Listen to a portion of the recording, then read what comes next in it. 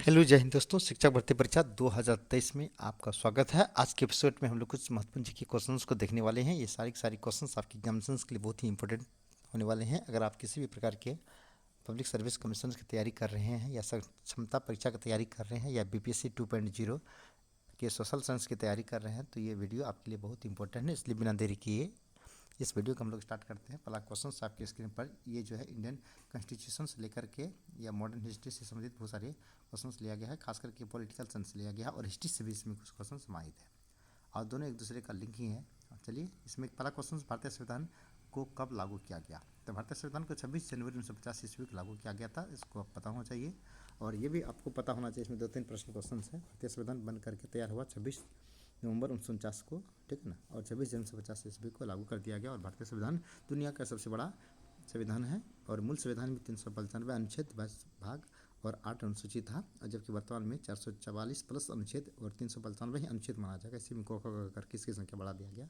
तो मूल अगर अनुच्छेद पूछे तो 395 ही है, जबकि 22 भाग और 12 अनुसूची है। और संविधान सभा की प्रथम बैठक 9 दिसंबर 1940 ईस्वी को हुआ था, जिसकी अध्यक्षता डॉक्टर सच्चिदानंद सिन्हा ने किया था। जबकि 2 दिन के बाद 11 दिसंबर 1940 ईस्वी को इसकी दूसरी बैठक हुआ था, जिसकी अध्यक्षता अस्थायी अध्यक्ष के रूप में डॉक्टर राजेंद्र प्रसाद ने किया था। और 13 दिसंबर 1940 ईस्वी को उद्योग प्रस्ताव लागू हुआ था पंडित जवाहरलाल नेहरू के द्वारा, ठीक है। तो जहाँ तक क्वेश्चन नंबर 1 का आंसर का सवाल है, इसका जवाब होगा 26 जनवरी 1950 ईस्वी को। चलिए हम लोग कम इसमें एक्सप्लेन करेंगे क्योंकि बहुत सारे क्वेश्चन हमें सॉल्व करना है।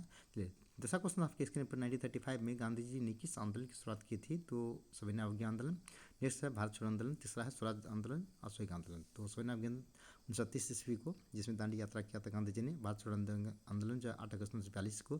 स्वराज आंदोलन आपका जो है, स्वराज पार्टी जो है आपका वह 1930 में हुआ था। और असहयोग आंदोलन 1920 ईस्वी में। और गांधी जी का पहला जन आंदोलन था वह असहयोग आंदोलन, ठीक है ना। इस प्रश्न का जवाब होगा सिविल डिसोबीडियंस मूवमेंट अर्थात सविनय अवज्ञा आंदोलन 1930 ईस्वी में, जिसमें गांधी जी ने साबरमती आश्रम से, अहमदाबाद के साबरमती आश्रम से 12 मार्च 1930 ईस्वी को पैदल यात्रा किया था। और 6 अप्रैल 1930 ईस्वी को दांडी पहुंचा था। 385 किलोमीटर पार किया था 24 दिन में। चलिए क्वेश्चन नंबर 3 कह रहा है कि भारत के प्रथम उपराष्ट्रपति कौन थे? तो डॉक्टर एस राधाकृष्णन, जो कि भारत का वह पहला व्यक्ति था जिन्होंने भारत रत्न पुरस्कार के सम्मानित किया गया। और डॉक्टर जाकिर हुसैन, आपको पता होना चाहिए, ये प्रथम मुस्लिम राष्ट्रपति थे। इन्होंने बिहार के राज्यपाल भी बना था, फिर उपराष्ट्रपति, इसके बाद राष्ट्रपति भी बना था।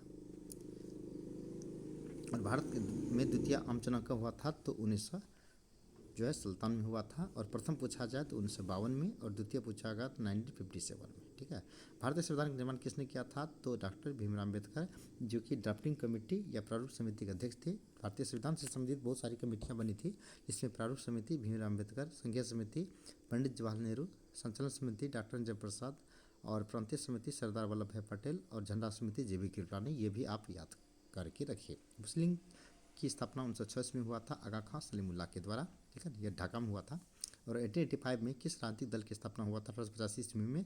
आपको पता होना चाहिए कि भारत राष्ट्रीय कांग्रेस की स्थापना 28 दिसंबर 1885 ईस्वी को मुंबई की गोकुल दास तेजपाल संस्कृत कॉलेज में की गई थी। चूँकि यह सम्मेलन पूना में होने वाला था, लेकिन पूना में हैजा के प्रकोप फैल जाने के कारण स्थान परिवर्तन करना पड़ा था, जिसमें प्रथम बैठक की अध्यक्षता व्योमेश चंद्र बनर्जी ने किया था, जिसमें 72 प्रतिनिधि भाग लिया था। 72 में 2 मुस्लिम प्रतिनिधि ने भाग लिया था, एक भी महिला प्रतिनिधि इसमें भाग नहीं लिया था।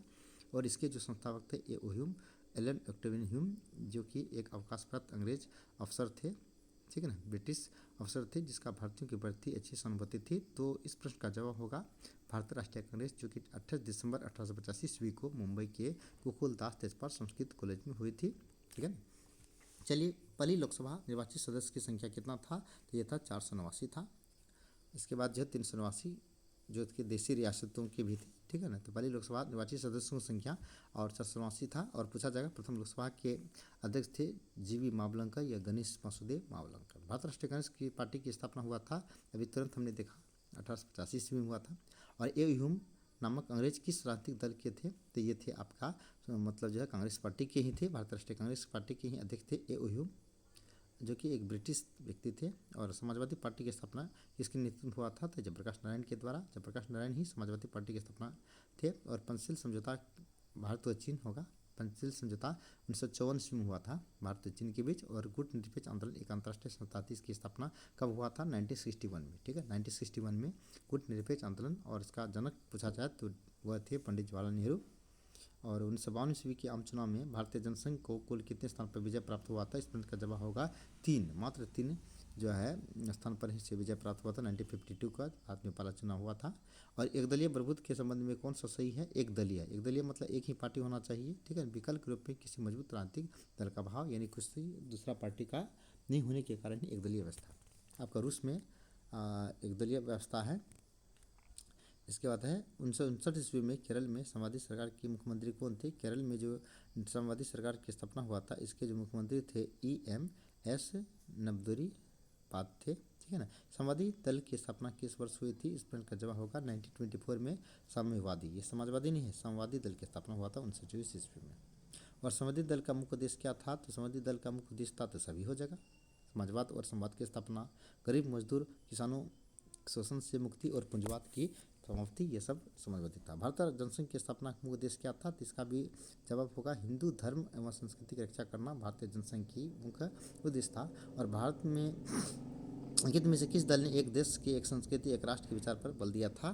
तो किस दल ने एक दल एक संस्कृति एक राष्ट्र पर विचार दिया था? ये थे आपका कांग्रेस पार्टी, ठीक है ना। कांग्रेस पार्टी ने ही एक दल एक राष्ट्र एक संस्कृति पर बल दिया था। 1997 में भारतीय जनसंघ का विलय किस पार्टी के रूप में हुआ था? तो जनता पार्टी के रूप में इसका विलय हो गया था। और राम मनोहर लोहिया के नेतृत्व में किस पार्टी का गठन हुआ था? राम मनोहर लोहिया के नेतृत्व में आपका संयुक्त समाजवादी पार्टी का स्थापना हुआ था, गठन हुआ था। गांधीवादी समाजवाद की स्थापना करना इनमें से किस दल का प्रमुख उद्देश्य था? तो ये स्वतंत्र पार्टी का ही था उद्देश्य। और स्वतंत्र भारत के प्रथम सरकार में गृह मंत्री कौन था? तो गृह मंत्री आपका सरदार वल्लभ भाई पटेल था, जिन्होंने एकीकरण की व्यवस्था लागू किया था। और स्वतंत्रता के बाद विभिन्न रियासतों की भारतीय संघ में जोड़ने में किस भारतीय नेता का प्रमुख? तो वैसी का था सरदार वल्लभ भाई पटेल गृह मंत्री। अगर गृह मंत्री सरदार वल्लभ भाई पटेल नहीं होते तो काश ये भारत एकीकृत ना हो पाता और भारत फिर टुकड़े टुकड़े में बढ़ जाता। 1951 ईस्वी में आचार्य JB कृपलानी से अलग होकर के किस पार्टी का स्थापना किया था? तो ये आपका हो गया किसान मजदूर पार्टी। और JB कृपलानी जो था स्वतंत्रता प्राप्ति के समय 1940 ईस्वी में भारत राष्ट्रीय कांग्रेस के अध्यक्ष बना था। और संस्थागत क्रांतिकारी दल किस देश की राजनीतिक दल था? तो ये था आपका मैक्सिको। भारत के द्वितीय आम चुनाव में किस राज्य से कांग्रेस पार्टी का पराजित होना पड़ा और वहाँ समाजवादी सरकार की बनी थी? इस प्रश्न का जवाब होगा केरल से, ठीक है। 1960 ईस्वी के दशक कांग्रेस पार्टी के लिए खतरनाक दशक माने जाने के पीछे निम्न में से कौन सा प्रमुख कारण है? इस प्रश्न का जवाब होगा चीनी आक्रमण भी हो सकता है, और गरीबी या बढ़ती गरीबी और बेरोजगारी भी हो सकता है, और सामुदायिक और क्षेत्रीय विभाजन, इनमें से सभी। इसलिए इस प्रश्न का जवाब होगा ऑप्शन नंबर डी। और क्वेश्चन नंबर 30 कह रहा है कि 1986 के चुनाव में समाजवादी दल का प्रमुख कार्यक्रम क्या था? जिसका भी जवाब होगा डी, सरकारी जवाब है डी। 1977 में अनेक समाजवादी गुटों और समाजवादी दलों ने किस दल में अपने आप को विलय कर लिया था? तो ये हो गया आपका जनता पार्टी में ही विलय कर लिया गया था। गुट निरपेक्षता का अर्थ क्या है? गुट निरपेक्षता का अर्थ होता है आपका विश्व के किसी भी गुट में शामिल ना होना। और सोशलिस्ट पार्टी का गठन कब हुआ था? 1931 में हुआ था। और जयप्रकाश नारायण, फूलन प्रसाद वर्मा और अन्य लोगों के द्वारा, ठीक है ना, 1931 ईस्वी में बिहार में समाजवादी पार्टी की स्थापना की गई। अगर पूछा जाए समाजवादी पार्टी की स्थापना कहाँ की गई थी, तो बिहार में। किसके नेतृत्व में? तो जयप्रकाश नारायण और फूलन प्रसाद वर्मा के द्वारा। 1936 में डॉक्टर बी आर अम्बेडकर ने किस पार्टी की स्थापना की थी? तो वो अपना लेबर पार्टी का होगा। 1939 में सुभाष चंद्र बोस के नेतृत्व में किस पार्टी की स्थापना हुई थी? तो 1939 ईस्वी में इसके द्वारा सुभाष चंद्र बोस के द्वारा आपका फॉरवर्ड ब्लॉक सुभाष चंद्र बोस 1939, ठीक है। 1959 ईस्वी में स्थापित स्वतंत्र पार्टी का संस्थापक निम्नलिखित में किसे माना जाता है? 1959 ईस्वी में तो आपका जवाब होगा राजगोपालाचारी। और स्वतंत्र भारत के प्रथम भारतीय गवर्नर जनरल थे चक्रवर्ती राजगोपालाचारी। और किस वर्ष मतलब जो चीन ने भारत पर आक्रमण किया था, तो चीन और भारत का जो युद्ध हुआ था 1962 ईस्वी में हुआ था। और गुट निरपेक्ष देशों का प्रथम शिखर सम्मेलन कहाँ आयोजित हुआ था? तो बेलग्रेड में हुआ था, बेलग्रेड। और जनता पार्टी, जनसंघ, कांग्रेस डेमोक्रेटिक और संगठन कांग्रेस अप्रैल 1977 में विलय कर कौन सा पार्टी बनाया था? तो आपका जनता पार्टी का ही गठन हुआ था। और गुट निरपेक्षता की नींव रखने में किस भारतीय नेता के प्रमुख योगदान था? तो पंडित जवाहरलाल नेहरू का ही था। और गैर कांग्रेसवाद का नारा किसने दिया था? तो जयप्रकाश नारायण ने ही दिया था गैर कांग्रेसवाद का नारा। और भारतीय कम्युनिस्ट पार्टी किस वर्ष दो विरोधी दल में बढ़ गया था? तो 1964 ईस्वी में बढ़ गया था, धर्मदल के रूप में। और स्वतंत्रता प्राप्ति के बाद भारत के सामने प्रमुख चुनौती क्या थी? तो ये सारी की सारी चुनौती थी। और कांग्रेस का विभाजन का प्रमुख कारण क्या था? तो इसका भी सरकारी जवाब ही होगा। कांग्रेस का प्रभुत्व काल कब से कब तक रहा? तो 1952 से लेकर के 1967 तक। और प्रथम गैर कांग्रेसी सरकार 1967 ईस्वी में आपका मोरारजी देसाई था, और बिहार में जो था महामाया प्रसाद सिन्हा 1900। भारत में पूछेगा तो 1977 में, बिहार में पूछेगा तो 1967 में, गैर कांग्रेसी सरकार। और औपनिवेशिक शासन से मुक्त होते हुए भी या मुक्त हुए बहुत से देशों में अलोकतांत्रिक शासन अपनाने के पीछे प्रमुख कारण क्या था? तो देश में मतभेद और संघर्ष को बढ़ावा मिलेगा। और भारतीय निर्वाचन आयोग का गठन किया गया, कब किया गया था? 1950 में हुआ था। पर भारत के प्रथम चुनाव आयुक्त कौन थे? तो सुकुमार सेन थे।